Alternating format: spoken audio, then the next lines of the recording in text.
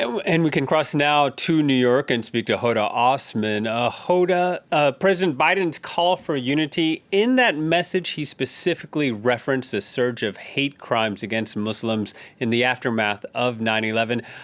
What can you tell us about how that sort of vigilante violence shaped your experience as a Muslim American? Well, of course, immediately following 9/11, let's just remember that 9/11 was experienced by Arab and Muslim Americans just like it was experienced by all other New Yorkers. So it was a traumatic day for them as well. But then following 9/11, there was this backlash. They started noticing like threats, discrimination, harassments, and even the NYPD was spying on Muslim Americans. So there is an additional trauma for the Muslim American community since then.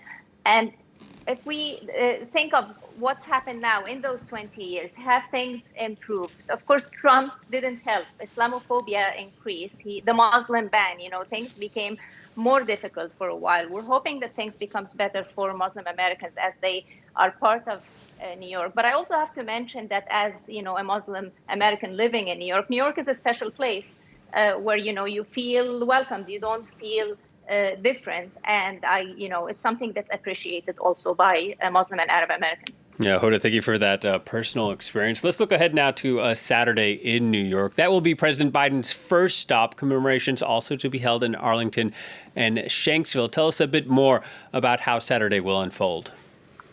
So the day is supposed to start at 8:30 with President Biden and the First Lady visiting Ground Zero. We're also expecting former President Barack Obama to be there.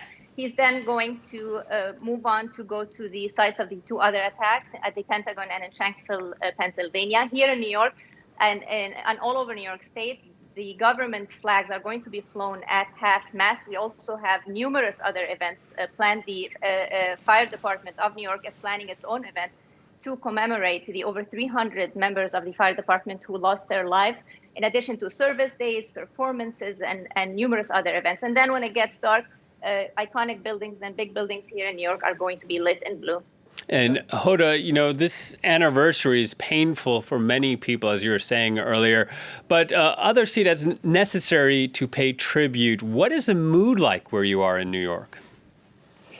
Alexander, I was on the Brooklyn Bridge today. Tourists were taking pictures. New Yorkers were, walking fast, annoyed by the tourists. It all seemed very normal. But I bet if you stop any New Yorker today and ask them what's on their mind, they're going to say 9/11. Sadness, I have to say, sadness comes over the city as we approach the anniversary every year. We start seeing those two beams of light in the sky, and as soon as they start appearing, kind of the memory comes back. And if you speak to New Yorkers about that day, they remember where they were, but most importantly, by speaking to people, they remember who they were with. My husband was just a few blocks away. There's a woman I know who was in the South Tower when the plane hit.